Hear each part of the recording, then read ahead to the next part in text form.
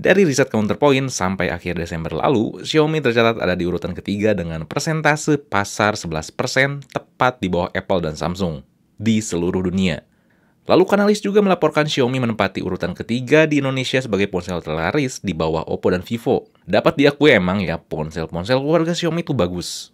Sampai sekarang saya masih pegang Poco F2 Pro dan bahkan saya masih nyimpen Redmi Note 5.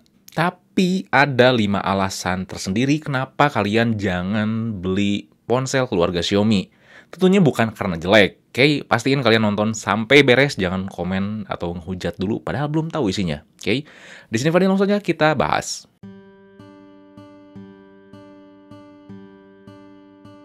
Yang pertama tuh bukan buat penggilap spesifikasi. Ya, dari dulu tuh Xiaomi udah terkenal ya selalu nyajiin ponsel dengan spesifikasi bagus, tapi harganya tuh lebih terjangkau dibandingkan kompetitornya. Sampai-sampai Samsung tuh harus nurunin harga dengan menurunkan kualitas dari materialnya. Dulu kan waktu seri A dan seri J masih pakai logam dan kaca ya. Nah, sekarang kan seri A dan seri M masih sih, jadi bahannya tuh plastik. Ya, biar harganya lebih terjangkau. Spek bagus, harga lebih terjangkau tuh nggak jelek ya.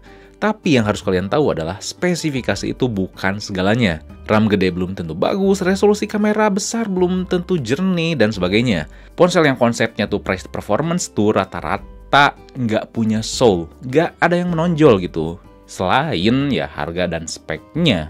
Emang nggak semuanya sih, tapi ya sekali lagi rata-rata. Saya ambil contoh ya, saya pernah buat video komparasi antara Poco F2 Pro dan Vivo X50, yang pada dasarnya speknya pasti keseluruhan menang Poco F2 Pro, dan pada dasarnya juga segmen kedua ponsel itu beda. Tapi keduanya ada di range harga yang sangat dekat. Tapi pas dibandingin khususnya di sektor kamera, Vivo X50 tuh lebih baik. Padahal kan secara kertas kamera utama Poco F2 Pro tuh 64 megapiksel dan si Vivo X50 cuma 48 megapiksel aja. Padahal juga kan si Poco tuh pakai Snapdragon 865 sedangkan Vivo pakai Snapdragon 730G. Harusnya kan secara teori si image processing-nya tuh menang Poco. Tapi secara nyatanya nggak gitu, karena software dan hardware yang dibuat di Vivo X50 itu berusaha ditonjolkan oleh Vivo dibanding hanya sekedar angka atau spek. Apakah berarti Vivo X50 ini tuh lebih bagus secara keseluruhan? Tentu aja enggak.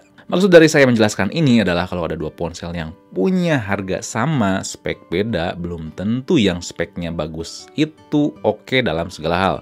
Karena pasti ada kelebihan tersendiri yang menonjol di ponsel yang speknya di bawah. Kayak Vivo X50 yang tadi dibahas kilas. Lebih lengkapnya kalian bisa nonton ya video di link deskripsi di bawah. Jadi kalau misalkan kalian pengen beli ponsel dengan budget tertentu, jangan dulu lihat speknya gimana. Lihat dulu kebutuhan kalian tuh apa. Apakah fotografi, atau misalkan layar, atau apanya gitu. Jangan lihat dulu spek, karena spek serba bagus itu tuh belum tentu pas buat kalian. Kalau emang spesifikasi adalah tujuan utama kalian, apalagi lagi nyari harga yang lebih terjangkau dibandingkan kompetitor lainnya, jangan ragu beli Xiaomi. Butuh buat ngegame, terus lebih sering pakai ponsel tuh ke kerjaan yang kuantitas banyak, atau kualitasnya tuh butuh chipset yang oke, Xiaomi ini tuh cocok. Yang pasti jangan sok-sokan ngerti spek ponsel. Padahal kalian nggak tahu kebutuhan kalian sendiri tuh apa, dan juga kalian tuh nggak tahu spek bagus yang kalian ngerti itu mau dipakai apa. Itu namanya konyol. Yang kedua tuh nggak mau ribet. Saya dapat katakan MIUI di Xiaomi itu tuh ribet, walaupun kalian udah ngerti. Pertama dalam hal notifikasi aplikasi. Misalkan kalau kalian install aplikasi-aplikasi ya, notifikasinya tuh nggak pasti muncul langsung buat aplikasi tertentu. Ada yang nggak ada suaranya, ada yang nggak ada pop-up-nya. Kalian harus satu persatu nyetingnya buat mastiin aplikasi yang baru kalian install tadi itu tuh bisa munculin suara atau enggak pas notifikasi muncul. Ada pop-up atau enggak, suaranya gimana muncul atau enggak. Aplikasi yang ada juga secara default tuh dipantau sama MIUI Battery Saver. Si Battery Saver itu secara default nyala buat semua aplikasi yang kadang bikin notifikasi aplikasi telat. Atau yang kerasa banget pas waktu pertama nyalain adalah download aplikasi di Play Store tuh lama kalau si ponsel dimatiin, kadang tiba-tiba ngejeda. Jadi kita juga harus nyeting satu persatu aplikasi biar notifikasinya tuh lancar dan muncul, atau aplikasi bisa berjalan bebas di background. Pasti hal ini tuh ada positifnya ya, jadi kita tuh lebih bebas mengatur notifikasi, takutnya emang ada aplikasi yang kita baru install tuh gak mau muncul notifikasinya, dan si MIUI Battery Saver ini juga membuat baterai ponsel kita tuh lebih awet. Tapi ya, kalian harus butuh sedikit effort buat nyetingnya. Lalu kalau misalkan kalian terganggu oleh si MIUI battery saver ini dan Xiaomi kalian tuh notifikasinya telat, saya udah pernah bikin ya videonya, kalian bisa tonton di link deskripsi di bawah kalau udah beres nonton video ini. Yang ketiga tuh butuh root cepet. Kalau mau root Xiaomi itu kalian harus unlock bootloader namanya. Semua ponsel rata-rata sekarang tuh gini ya, harus bootloadernya tuh di unlock. Tapi Xiaomi tuh sekarang menurut saya tuh paling malesin ya buat di root, karena unlock bootloadernya tuh ini makan waktu. Kalian pertama tuh harus punya Mi akun ya. Sekarang Mi akunnya juga harus tertaut ke nomor ponsel kalian yang aktif. Nanti pas mau unlock bakal ada verifikasi lewat SMS. Terus juga sampai video ini dibuat ya, Xiaomi angkatan seri 8 ke atas kayak Redmi Note 8 itu tuh butuh waktu 7 hari buat bisa di-unlock bootloadernya. Ribet banget. Padahal dulu bisa pakai Mi akun yang random, bikin dari email, terus Mi akunnya juga bisa dipakai buat unlock banyak Xiaomi dengan mudah. Tapi sekarang satu Mi akun tuh dibatas banget. Sekali lagi ini tuh emang ada kelebihannya, yaitu masalah keamanan. Apalagi Mi akun yang dibuat ini tuh kalau misalkan kalian udah dimasukin ke Xiaomi kalian dan udah disetting tuh, kalau misalkan amit-amit hilang, terus tuh di reset, itu tuh bakal sulit buat dibobol, buat dibuka dibandingkan cuman kekunci sama Gmail. Lalu yang keempat, pecinta Android murni. Masuk lagi ke dalam hal software, karena software tuh gak kalah penting dari hardware.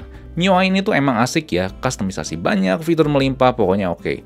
Tapi yang agak ngeselin adalah mau update Android berapapun kalau di Xiaomi itu nggak akan kerasa dari sisi penampilan. Jadi ya sama, misalnya nanti ada update Android 11 dari 10, kalau misalkan MIUI-nya sama tuh nggak akan kerasa. Jadi Xiaomi dengan MIUI ini tuh nggak cocok buat kalian yang doyan banget ke Android murni atau UI lainnya yang agak berkiblat ke Android murni. Karena Xiaomi sampai sekarang tuh masih ngedepanin MIUI dibandingkan Android. Untungnya emang MIUI ini tuh cukup solid karena ada beberapa UI lain yang beda banget dari Android murni tapi malah kerasa maksain dan nggak solid. Tapi untungnya Xiaomi dengan MIUI-nya tuh nggak. Yang terakhir masih dengan software yaitu update Android. Hal yang tadi itu berimbas ke masalah update Android-nya, timingnya. Bisa dikatakan update Android juga dikesampingkan ya dibandingkan versi MIUI. Sama kayak masalah penampilan yang tadi dibahas. Update patch keamanan selalu tertinggal. Seringnya udah bulan Februari misal, tapi dapat update patch keamanannya tuh yang bulan lalu. Begitu juga masalah update Android-nya, agak kurang. Alasannya masih sama. Xiaomi masih mempercayakan para fansnya buat stick to MIUI dibanding Android. Emang bagusnya update MIUI yang dikasih ke Xiaomi ini tuh lumayan panjang. Lalu emang sayang sih sekarang Xiaomi udah nggak lagi buat ponsel Android One. Karena padahal lumayan sih, cuman mungkin ya peminatnya kurang dibandingkan MIUI. Mungkin. Jadi itu 5 alasan atau 5 pertimbangan kalian kenapa jangan pilih Xiaomi. Alasan yang nggak mutlak, cuma beberapa warning aja biar kalian nggak salah pilih. Walaupun ada 5 alasan tadi, walaupun ada beberapa hal yang kurang sreg, saya tetap suka sih sama Xiaomi. Jadi emang nggak salah sih Xiaomi sekarang menempati jajaran teratas ya dengan kompetitor lainnya di 5 besar. Oke, jadi itu saja obrolan Fixme kali ini. Kalau misalkan ada yang ingin tanyakan, kalian bisa tulis komen di bawah. Dan jangan lupa juga buat like, share, subscribe Fixme biar gak ketinggalan video berikutnya. Oke, di sini Fadil, peace out.